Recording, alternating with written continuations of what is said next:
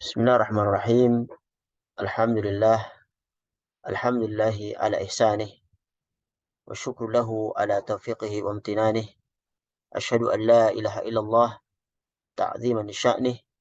Wa asyhadu anna Muhammadan abduhu wa rasuluhu da'iyan ila ridwanih. Salawatullahi alaihi wa ala alihi wa ashabihi wa ikhwanih.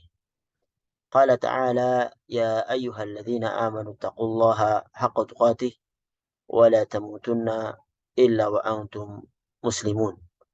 Al-ayah. Allahumma alimna ma yanfa'una wanfa'na bima 'allamtana wa zidna ilman ya rabbal alamin. Rabbi shrah li sadri wa yassir li amri wa hlul 'uqdatam min lisani yafqahu qawli. Amma ba'du. Segala puji bagi Allah Subhanahu wa taala yang telah mengumpulkan kita pada kesempatan yang berbahagia ini untuk sama-sama belajar mentadaburi kitab Allah Subhanahu wa taala, dan tanpa terasa kita telah sampai ke surat Al-Mumtahanah, surat yang ke-20, juz yang ke-28, dan dia menurut urutan yang ke-60 di dalam mushaf, termasuk surat Madaniyah, yaitu yang turun setelah hijrahnya Rasulullah Shallallahu Alaihi Wasallam ke Madinah, yang terdiri dari 13 ayat. Dan insya Allah kita akan bagi menjadi dua sesi. Sesi pertama ayat 1 sampai 7, dan minggu yang akan datang insya Allah yang selanjutnya 8 sampai 13.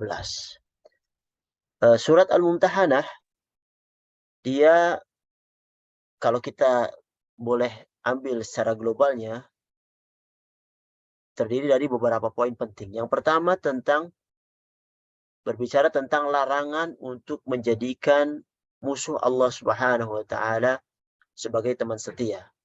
Baik itu kafir dalam hal ini yang terjadi dalam surat ini adalah kafir Quraisy, kafir yang benar-benar kafir, ataupun Yahudi dan Nasrani, yani ahli kitab, untuk dijadikan teman setia.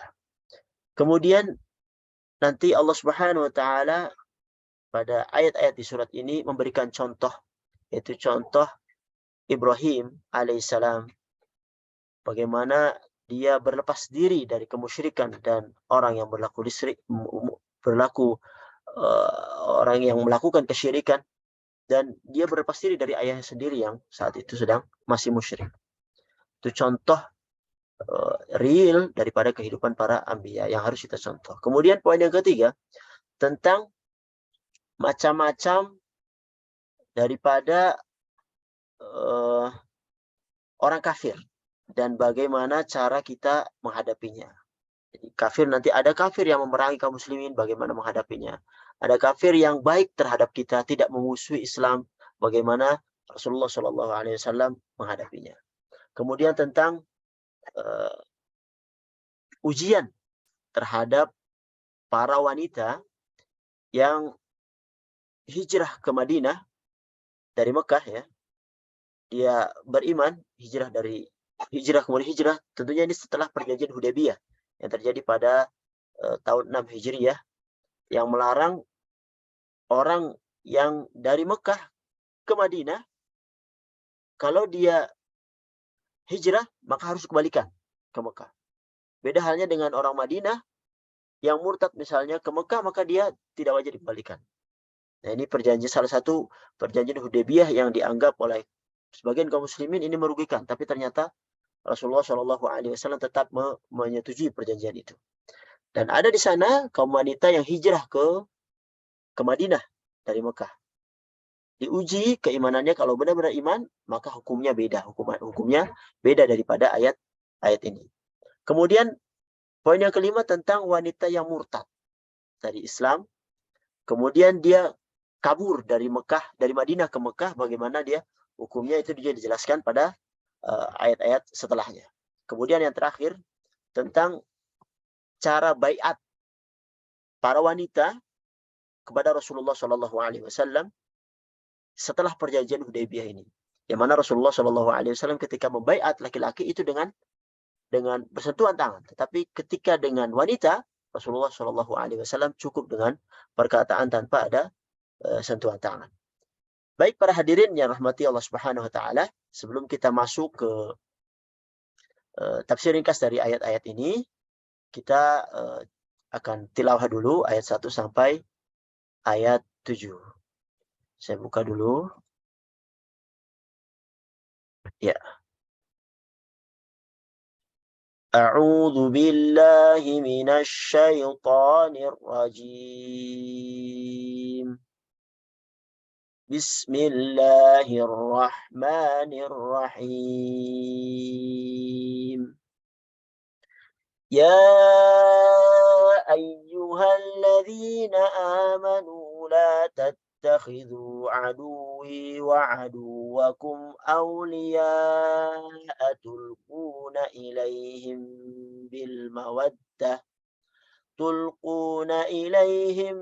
بالمودة وقد كفروا بما جاءكم من الحق يخرجون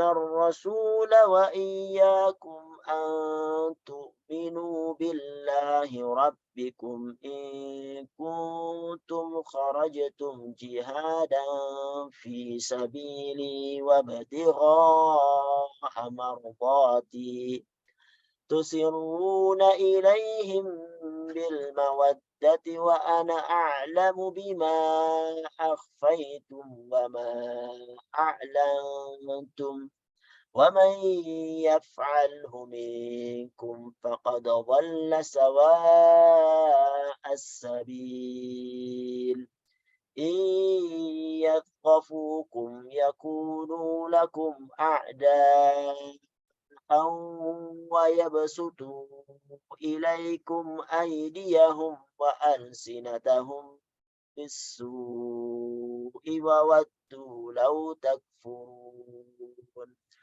لن تنفعكم أرحامكم ولا أولادكم يوم القيامة يفصل بينكم والله بما تعملون بصير قد كانت لكم أسوة حسنة في إبراهيم والذين معه إذ قالوا لقومهم إنا براء منكم ومما تعبدون من دون الله كفرنا بكم وبدا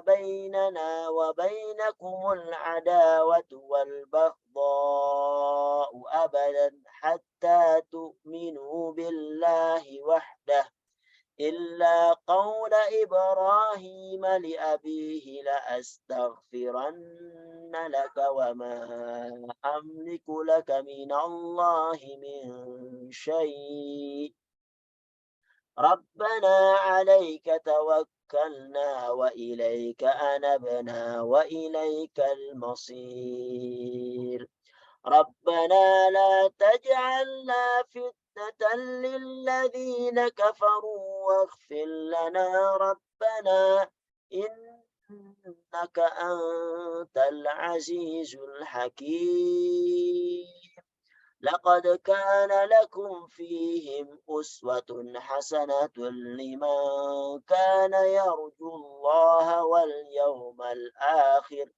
ومن يتول فإن الله هو الغني الحميد عسى الله أن يجعل بينكم وبين الذين عاديتم منهم مودة والله قدير والله غفور رحيم. Para hadirin yang dirahmati oleh Allah Subhanahu wa taala, surat Al-Mumtahanah adalah surat Madaniyah dan dia memiliki banyak nama. Di antara namanya adalah Al-Mumtahinah, jadi dengan mengkasrahkan huruf H, yang artinya adalah penguji. Dan demikian karena dalam surat ini terdapat ayat yang menjelaskan tentang ujian kepada wanita-wanita yang berhijrah dari Mekah ke Madinah. Itu firman Allah Subhanahu wa taala, "Ya ayyuhalladzina amanu, idza ja'akumul mu'minatu muhajiratin famtahinuhun." Wahai orang-orang yang beriman, apabila perempuan-perempuan mukmin datang berhijrah kepada kalian, maka hendaklah kalian uji keimanan mereka. Itu pada ayat yang ke-10.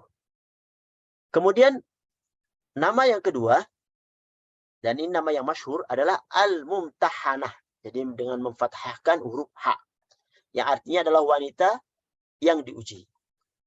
Yaitu maksudnya adalah wanita yang diuji tentang keimanannya.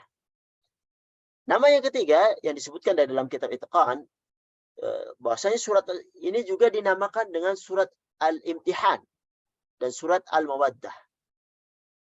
Namun yang masyhur adalah surat Al-Mumtahanah, yaitu pendapat yang kedua. Baik para hadirin yang rahmati Allah Subhanahu wa taala, kita masuk ke asbabun nuzul ataupun sebab turunnya daripada ayat-ayat ini. Terutama ayat 1 sampai ayat 7, yaitu bahwasanya diriwayatkan oleh Ali bin Abi Thalib, ia berkata, "Ba'atsana Rasulullah sallallahu alaihi wasallam ana wa Zubair wal Miqdad." Bahwasanya Rasulullah itu mengutus aku, Zubair dan Miqdad, dan beliau berkata, bahwasanya datangilah Raudata Khaq. U'tu Raudata Khaq. Fa inna biha dha'inatan ma'aha kitabun. Fakhudhu minha. Datangilah Raudata Khaq, sebuah daerah ya. Di sana itu nanti kau akan temui seorang wanita yang membawa sebuah surat. Kalau kau temui dia, maka ambillah surat tersebut darinya. Kemudian Ali berkata, kami pun berangkat menunggangi kuda. Tiba-tiba kami bertemu dengan wanita tersebut. Kami berkata, keluarkan surat itu. Wanita itu menjawab, tidak ada surat bersamaku. Maka Ali berkata, kamu keluarkan suratnya atau kami akan telanjangi kamu untuk menggertak. Maka dia pun keluarkan suratnya dari kepangannya. Lalu kami bawa surat itu kepada Rasulullah SAW, dan ternyata surat itu dari seorang Muslim yang ikut dalam perang Badar yang bernama Hatib bin Abi Balta'ah. Yang di dalamnya itu ditujukan kepada kaum musyrikin penduduk Mekah. Dia memberikan kabar kepada mereka bahwasanya Rasulullah SAW berencana untuk mendatangi mereka. Kemudian Rasulullah bertanya kepada Hatib, apa ini Hatib?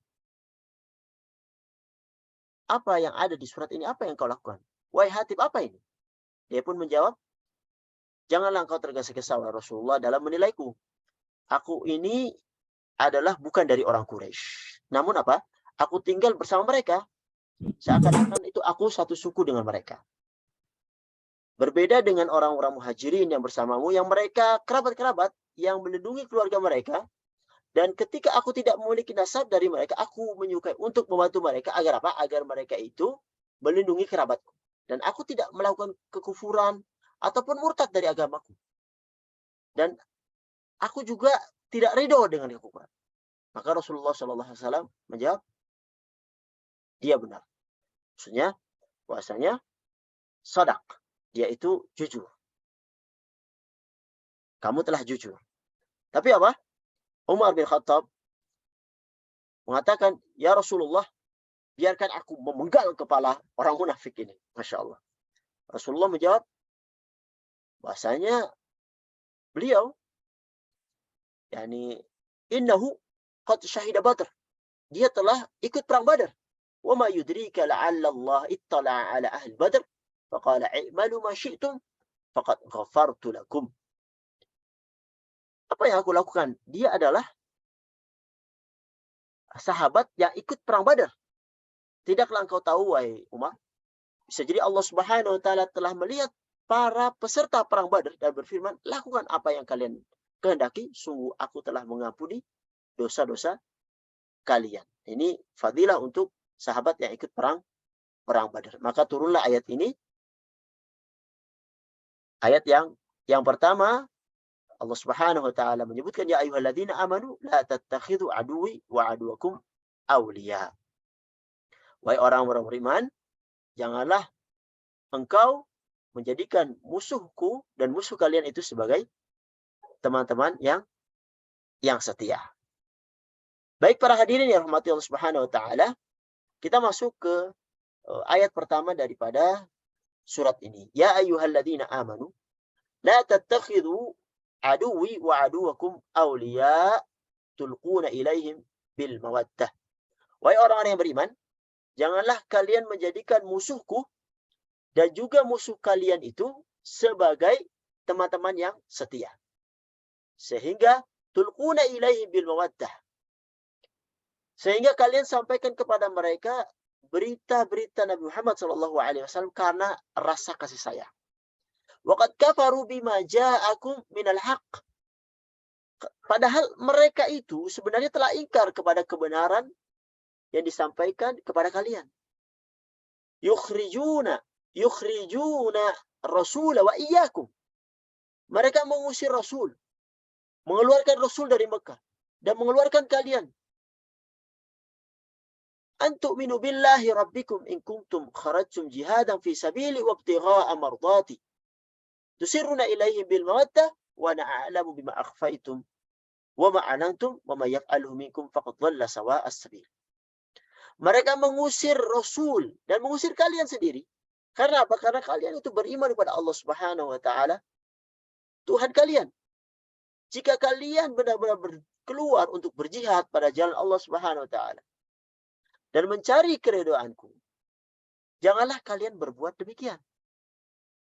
Tusiruna ilaihim bil mawaddah. Kalian memberitahukan kepada mereka secara rahasia berita-berita tentang Nabi Muhammad karena rasa kasih sayang. Pada Allah Subhanahu wa taala lebih mengetahui apa yang ada di diri kalian, apa yang kalian sembunyikan dan apa yang kalian tampakkan. Dan barang siapa di antara kalian yang melakukannya, maka sungguh dia telah faqad dhalla sawa'as sabil. Dia telah tersesat dari jalan yang lurus. Para hadirin yang rahmati oleh Allah Subhanahu wa taala, Allah Subhanahu wa taala menyebutkan di dalam ayat yang pertama ini bahwasanya kita dilarang untuk menjadikan orang-orang kafir untuk dijadikan teman setia. Jadi berwala kepada mereka. Dan Allah Subhanahu wa taala juga di ayat ini seperti yang ada di Asbabun Nuzul menyebutkan tentang fadilah daripada sahabat yang ikut di dalam perang Badar. Ya, dalam hal ini di Asbabun Nuzul disebutkan sahabat Hatib bin Abi Balta'ah, Allah Subhanahu wa taala mengampuni dosa-dosanya karena dia pernah mengikuti perang Badar. Padahal apa? Perang Badar itu terjadi pada tahun 2 Hijriah. Sedangkan Fatuh Mekah itu terjadi pada 8 Hijriah. Jadi ada 6 tahun setelah perang Badar, ada dosa-dosa yang dilakukan oleh para ahli Badar, maka Allah Subhanahu wa taala ampuni. Bahkan dosa yang besar ini ketika Hatib bin Abi Balta'ah membongkar rahasia kaum muslimin kepada kaum musyrikin, Allah Subhanahu wa taala mengampuninya. Karena apa? Karena pahala perang Badar adalah pahala yang sangat besar, yang sangat istimewa di sisi Allah Subhanahu wa taala. Bahkan nisbatan kepada mereka itu Al-Badri, yaitu orang yang ikut perang Badar. Dan ini tidak terjadi pada perang-perang yang lainnya seperti perang Uhud atau perang Khandaq atau perang-perang yang lainnya. Karena perang Badar adalah Yaumul Furqan, hari pembeda. Perang pertama yang besar antara kaum muslimin dengan kaum Quraisy yang membedakan dan memenangkan kaum muslimin dari bala tentara kaum Quraisy yang sangat banyak. Dan ini adalah fadilah yang besar yang Allah Subhanahu wa taala berikan kepada orang-orang yang ikut di dalam perang Badar, yang pada hari itu niatnya tidak untuk berperang, tapi untuk mengejar kafilah dagangnya Abu Sufyan Tapi Allah Subhanahu wa taala memenangkan mereka dengan alat yang sederhana dari kaum Quraisy yang alatnya lebih lengkap dan jumlahnya lebih banyak. Para hadirin dirahmati Allah Subhanahu wa taala, oleh karenanya di sini disebutkan, di hadis disebutkan i'malu ma syi'tum faqad ghafartu lakum, di dalam asbab nuzul tadi. Lakukanlah apa yang kalian kehendaki, sungguh aku telah mengampuni dosa-dosa kalian. Dan mereka terhindar dari dosa-dosa yang besar yang mengantarkan mereka kepada kekufuran, karena mereka dijaga oleh Allah Subhanahu wa taala. Dan dosa besar yang dilakukan Habib bin Abi Balta'ah, memberikan rahasia Rasulullah kepada kaum Quraisy, itu juga diampuni Allah Subhanahu wa taala, karena tidak sampai juga kepada derajat kekufuran, karena mereka dijaga oleh Allah Subhanahu wa taala. Dan ayat yang pertama ini, wahai orang-orang yang beriman, ini ayat yang diturunkan untuk menegur Hatib bin Abi Balta'ah. Karena apa? Karena dia telah melakukan dosa besar. Tapi Allah Subhanahu wa taala menamai beliau radhiyallahu anhu dengan orang beriman.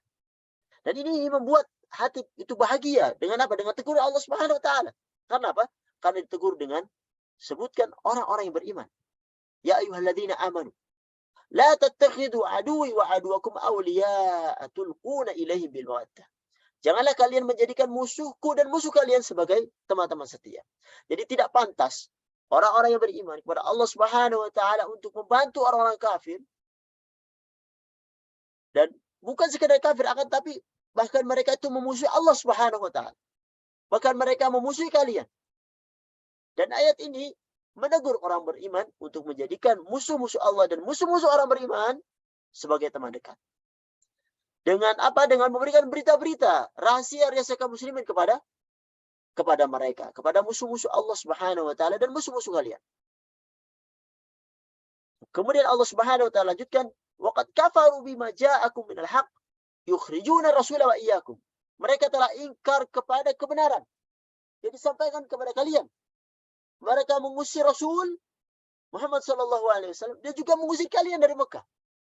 Bagaimana mungkin kalian setelah diusir, kalian memberikan berita kepada mereka setelah kalian itu disakiti oleh mereka, membocorkan rahasia kaum muslimin kepada mereka. Mereka yukhrijuna Rasul wa iyyakum, mereka mengusir Rasul dan kalian.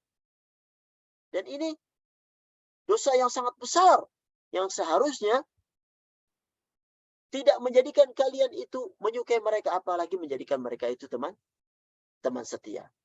Dan di sini Allah Subhanahu wa taala ada faedah lughawiyah, yukhrijuna Rasul, yukhrijuna menggunakan fi'il mudhari'. Jadi seakan-akan pengusiran itu masih hangat di benak-benak mereka. Padahal apa? Sudah terjadi 8 tahun. 8 tahun yang lalu, tapi Allah Subhanahu wa taala menggunakan fi'il mudhari' seolah-olah itu baru terjadi dan sedang terjadi. Dan tidak menggunakan fi'il madhi, yaitu telah mengusir, tapi Allah menggunakan fi'il mudhari', kata kerja yang menunjukkan waktu yang sedang terjadi, yang fungsinya dikatakan oleh para ulama agar perkara itu tetap diingat oleh orang-orang beriman tentang dosa besar yang dilakukan orang kafir, yaitu mengusir Rasul dan mengusir kaum muslimin daripada Mekah Al-Mukarramah. Dan ini adalah perkara yang sangat jahat yang mereka lakukan kepada kaum muslimin. Bahkan mereka mencoba membunuh Rasulullah SAW. Bukan hanya mengusir, mereka mencoba membunuh dan membunuh kaum muslimin yang berada di Mekah. Kemudian Allah juga antu'minu billahi rabbikum, karena kalian beriman kepada Allah Tuhan kalian.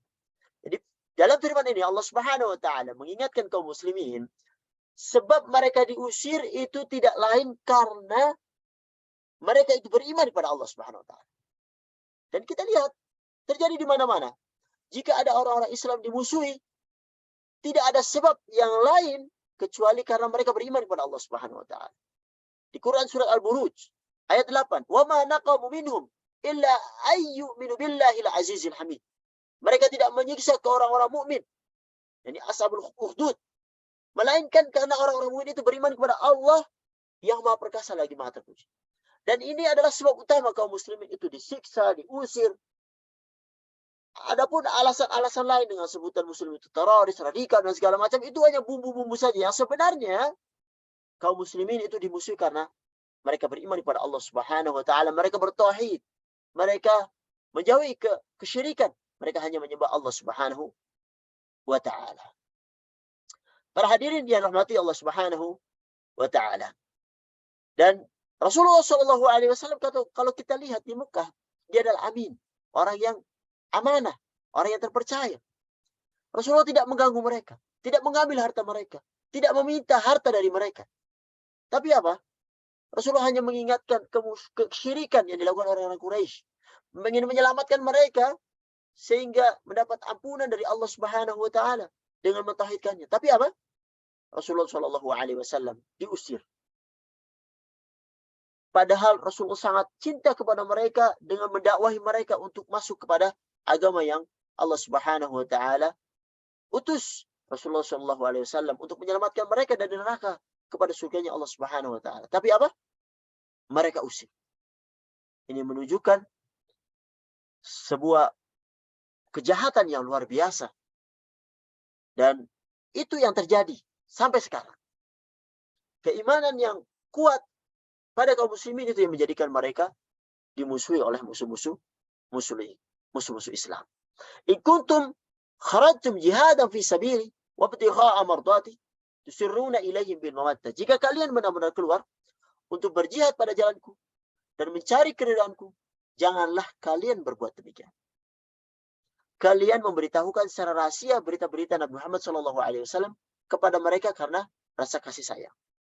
Jadi dalam firman ini memberikan isyarat bahwasanya jika kalian selama ini berjihad karena Allah Subhanahu wa taala, mengharapkan keridhaan Allah Subhanahu wa taala, maka apakah pantas kalian itu menjadikan musuh-musuh Allah itu sebagai teman-teman karib kalian? Kalian berbisik-bisik menyampaikan berita kepada mereka dengan rasa cinta kepada mereka. Padahal apa? Wa ana a'lamu bima akhfaitum wa ma a'lantum. Aku lebih mengetahui apa yang kalian sembunyikan dan apa yang kalian tampakkan. Jadi Allah Subhanahu wa taala mengetahui apa yang mereka sembunyikan dalam hati mereka atau kalian tampakkan. Kalian bisa berbisik-bisik atau menulis surat atau menyebarkan rahasia dengan sembunyi-sembunyi. Allah Subhanahu wa taala mengetahui. Jadi tidak ada faedahnya. Jadi seolah-olah ini teguran kepada wahai Hatib bin Abi Balta'ah. Apakah kau ragu jika kau menulis surat secara sembunyi-sembunyi bahwa hal tersebut itu tidak akan diketahui? Padahal Allah mengetahui yang sembunyi dan tambahkan. Allah mengetahui, tidak ada bedanya bagi Allah Subhanahu wa taala apa yang tersembunyi dan apa yang tampak. Jadi keimanan kalian menjadikan kalian paham betul bahwasanya apa yang keluar dari diri kalian atau yang kalian sembunyikan, Allah Maha mengetahui. Sehingga apa?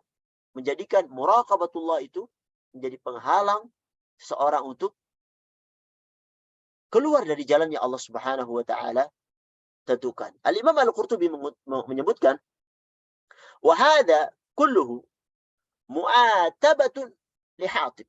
Ini semuanya adalah teguran untuk Hatib yang menulis surat kepada kaum Quraisy. Wa huwa yadullu ala fadlihi wa karamatihi wa nasihati li Rasulillah sallallahu alaihi wasallam wa sidq imani. Dan ini menunjukkan akan keutamaan Hatib, kemuliaannya, nasihat untuk Rasulullah sallallahu alaihi wasallam dan kebenaran imannya. Karena apa? Fa innal mu'atabata la takunu illa min muhibbin li habibihi. Karena apa? Karena teguran itu tidak datang kecuali dari orang yang mencintai kepada orang yang dicintai. Dan ini adalah bukti bahwasanya Hatib bin Abi Balta'ah itu mempunyai kedudukan di sisi Allah Subhanahu wa taala dan dicintai oleh Allah Subhanahu wa taala sehingga ditegur tentang perbuatan yang tidak benar ini. Para hadirin dirahmati Allah Subhanahu wa taala, jadi surat Al-Mumtahanah ini fokus membahas tentang diharamkannya berloyal kepada orang-orang kafir, menolong mereka, mencintai mereka karena agama mereka. Dan ini tidak diperbolehkan. Dan banyak ayat-ayat yang semisal dengan ini menjelaskan hal tersebut. Misalnya di surat Al-Imran, misalnya ayat 28. La yattakhidhu al-mu'minuna al-kafirina awliya min dunil mu'minin. Janganlah. La yattakhidhu mu'minuna al-kafirina Auliya min dunil mu'minin. Janganlah orang-orang mukmin itu mengambil orang-orang kafir menjadi wali dengan meninggalkan orang-orang yang mukmin. Di Quran surat Ali Imran ayat 118, Allah Subhanahu wa taala juga sebutkan, ya ayyuhalladzina amanu la tattakhidhu bitanatan min dunikum la ya'lunakum khabala. Wahai orang beriman, janganlah kamu ambil menjadi teman kepercayaan kalian orang-orang yang di luar kalangan kalian, karena mereka tidak henti-hentinya menimbulkan kemudaratan bagi kalian. Di Quran surah Al-Maidah ayat 51, ya ayyuhalladzina amanu la tattakhidul yahuda wan nasara awliya ba'dukum awliya ba'd. Wahai orang beriman, janganlah kalian mengambil orang-orang Yahudi dan Nasrani menjadi pemimpin kalian. Sebagian mereka adalah pemimpin sebagian yang lainnya. Para hadirin rahmati Allah Subhanahu wa taala, kemudian kita berlanjut ke ayat yang kedua. Allah Subhanahu wa taala berfirman, Allah Subhanahu wa taala berfirman di ayat yang kedua, iyaqafukum yakunu lakum a'da'aw wa yabsutu ilaikum aydiyahum wa alsinatahum bis-su'i wa waddu law takfurun. Jika mereka menangkap kalian, niscaya mereka bertindak sebagai musuh bagi kalian, lalu melepaskan tangan dan lidah kepada kalian untuk menyakiti, dan mereka ingin wa waddu law takfurun. Mereka ingin agar kalian itu menjadi kafir lagi.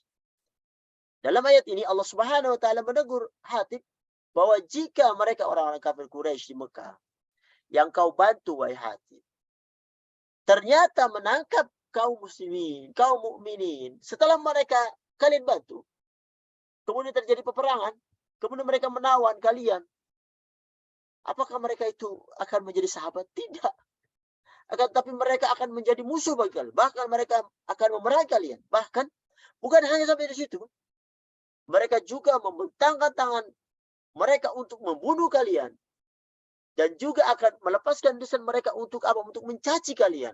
Bahkan lebih dari itu, mereka berangan-angan agar kalian itu murtad, agar kalian menjadi kafir seperti mereka. Jadi apa? Ini teguran kepada Hatib dan yang semisalnya. Jadi percuma membantu orang musyrik, orang-orang kafir.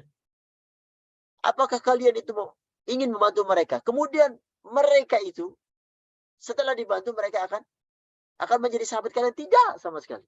Bahkan ketika mereka memiliki kesempatan, setelah mereka dibantu, mereka akan melakukan perbuatan buruk kepada kalian. Membunuh kalian, memukul kalian, menjarakan kalian, mencaci kalian. Bahkan menjadikan kalian itu murtad dari agama yang mulia ini. Karena apa? Karena mereka mempunyai sifat dendam. Dendam yang sangat besar terhadap keimanan kaum muslimin. Oleh karenanya, Allah lanjutkan, la tanfa'akum arhamukum wala auladukum yaumal qiyamah yafsilu bainakum wallahu bima ta'maluna basir. Kaum kerabat kalian dan anak-anak kalian tidak akan bermanfaat bagi kalian pada hari kiamat. Dia akan memisahkan antara kalian dan Allah Maha melihat apa yang kalian kerjakan. Jadi ayat ini menjelaskan kepada Hatib yang ingin menolong kerabat-kerabatnya, menolong ibunya, menolong saudara-saudaranya, menolong sekutu-sekutunya yang musyrik. Allah jelaskan ini percuma saja. Karena mereka itu tidak akan bermanfaat bagi kalian. Kalau apa? Kalau mereka tetap dalam keadaan kafir. Oleh karenanya di Quran surat Abasa ayat 34-7, yauma yafirul mar'u min akhi, pada hari kiamat manusia itu lari dari saudaranya. Wa ummihi wa abi, dari ibu dan bapaknya. Wa sahibatihi wa banihi, dari istri dan anak-anaknya. Likulli imri'in minhum yauma idzin sya'nu yughni. Setiap orang pada hari kiamat mempunyai urusan yang menyibukkan. Jadi percuma kalau kalian menolong mereka, tapi mereka tetap kafir, maka tidak bermanfaat. Kalau tetap kafir, mereka tidak bermanfaat. Tidak bermanfaat di dunia dan juga tidak bermanfaat di akhirat. Dan ini adalah teguran yang Allah Subhanahu wa taala berikan kepada Hatib bin Abi Balta'ah untuk dipikirkan. Kemudian Allah lanjutkan, qad kanat lakum uswah. Dan kemudian Allah Subhanahu wa taala memberikan contoh suri tauladan yang ada pada Nabi Ibrahim alaihissalam. Qad kanat lakum uswatun hasanah fi Ibrahim walladzina ma'ahu. Dan sungguh telah ada suri teladan yang baik bagi kalian pada Ibrahim dan orang-orang yang bersama dengan Ibrahim. إذ قالوا لقومهم إنا براء منكم ومما تعبدون من دون الله كفرنا بكم وبدا بيننا وبينكم العداوة والبغضاء أبدا حتى تؤمنوا بالله وحده.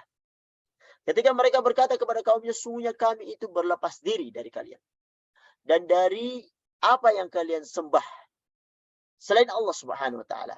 Kami mengingkari kalian dan telah nyata antara kami dan kalian itu ada permusuhan dan kebencian untuk selama-lamanya sampai kalian itu beriman kepada Allah Subhanahu wa taala saja.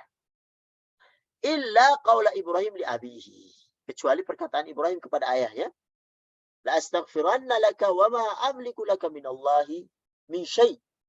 Kecuali perkataan Ibrahim kepada ayahnya, sungguh aku akan memohonkan ampunan bagi kalian, namun aku sama sekali tidak dapat menolak siksaan Allah terhadap kalian.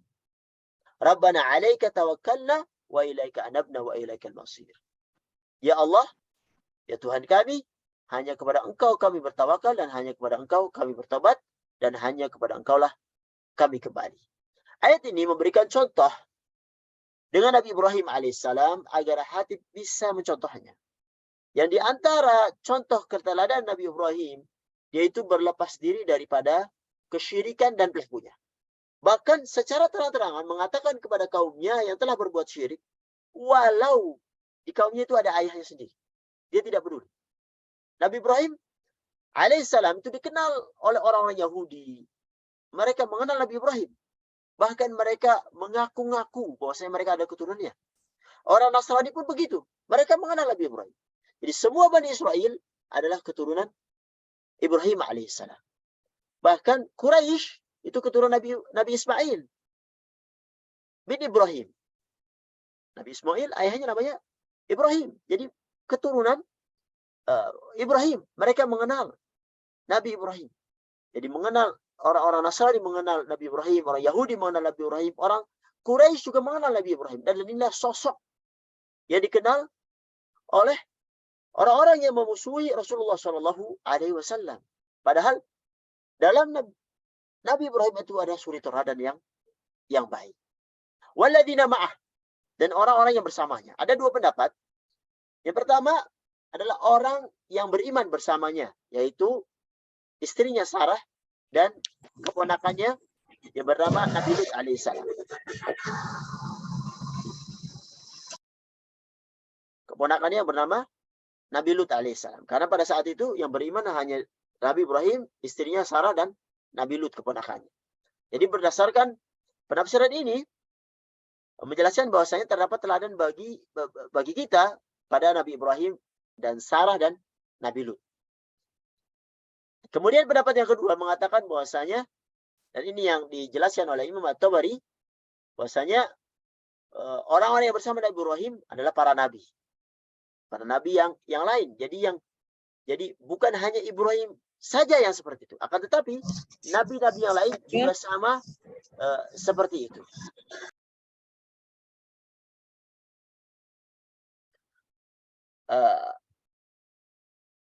Hal ini karena Nabi Ibrahim pada saat itu sendirian ketika mengucapkan kalimat di atas. Jadi Nabi Ibrahim pada saat berlepas diri dia hanya sendirian.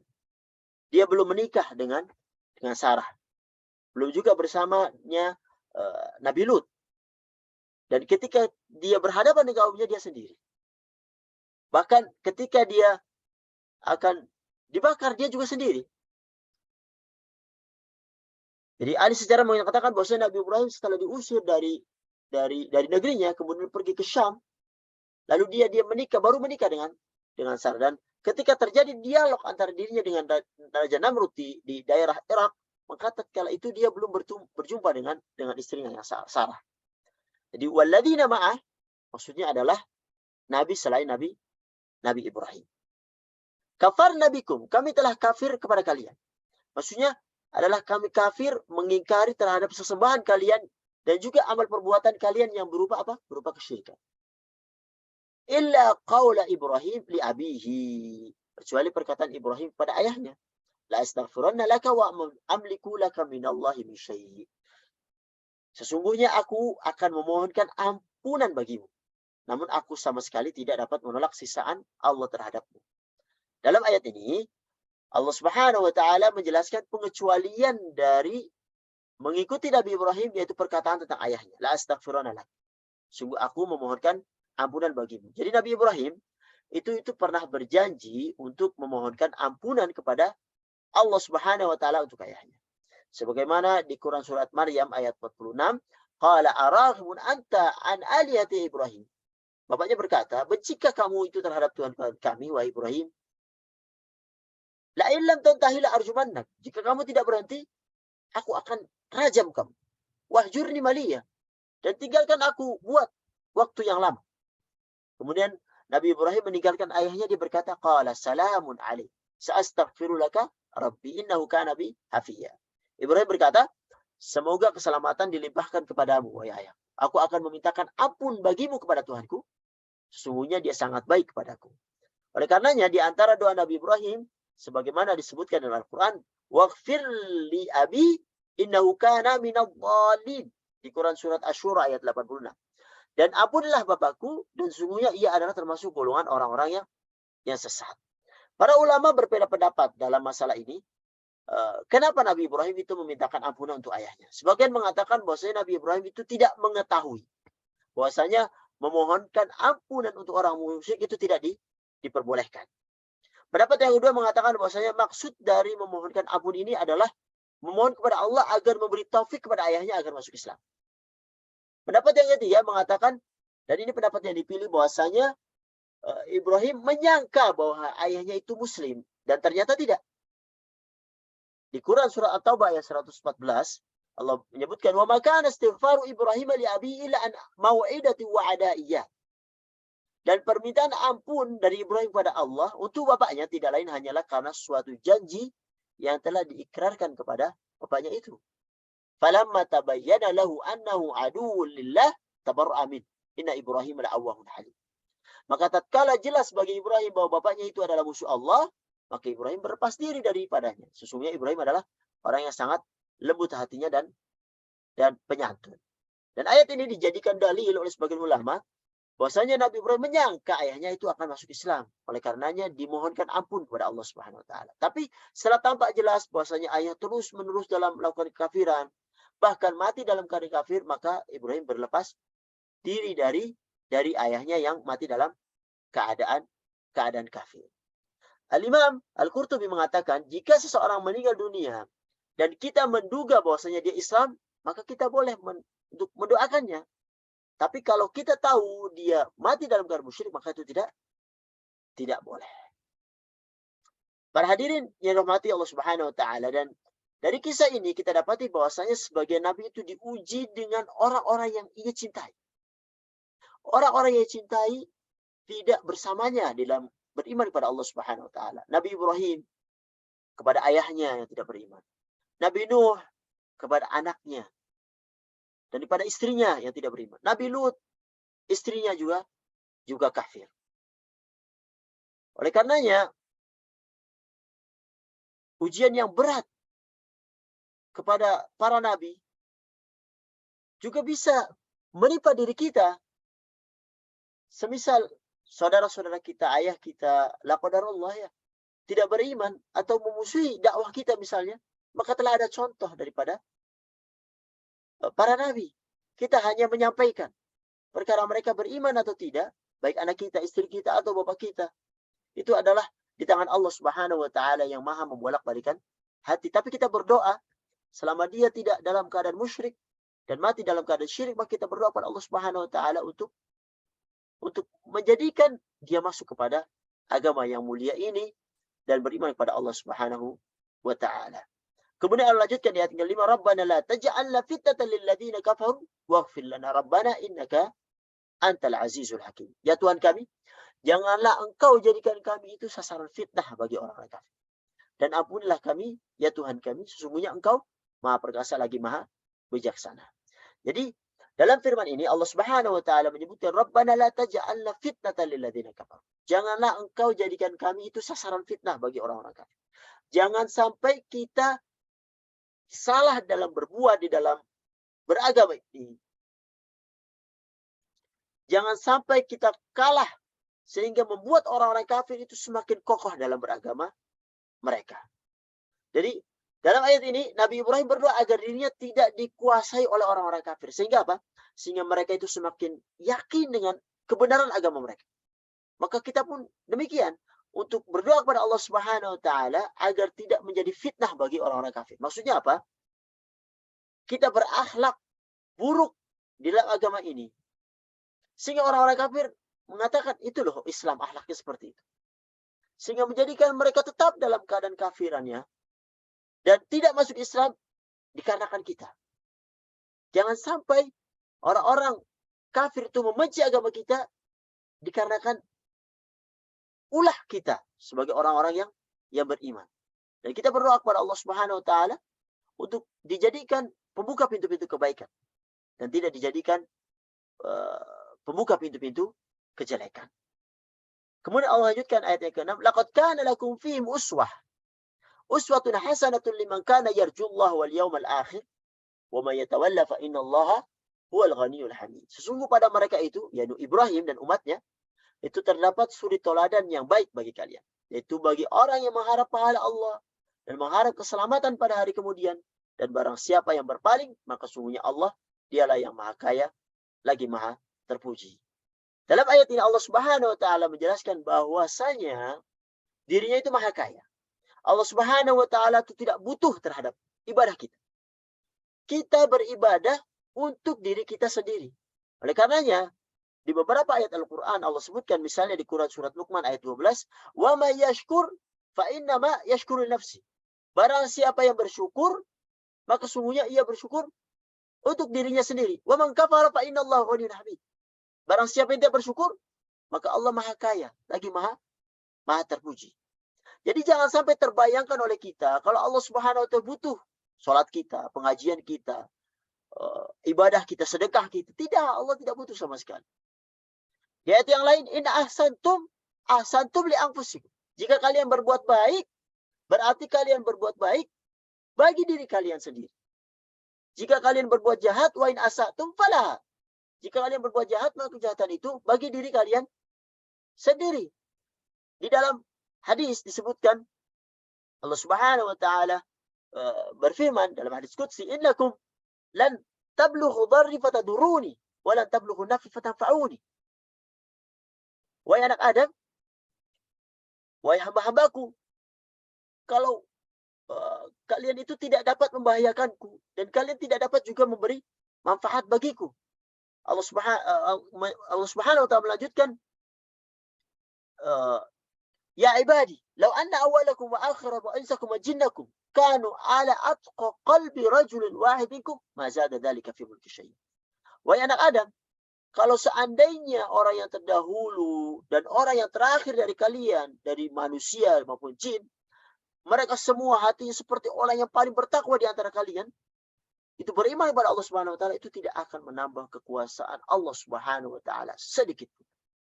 Subhanallah. Jadi kita harus yakin bahwasanya kita beribadah itu untuk diri kita sendiri, bukan untuk Allah Subhanahu wa taala. Wa may yatawalla fa innallaha huwal ghaniyyul hamid. Barang siapa yang berpaling, maka sungguh Allah itu maha kaya lagi maha terpuji.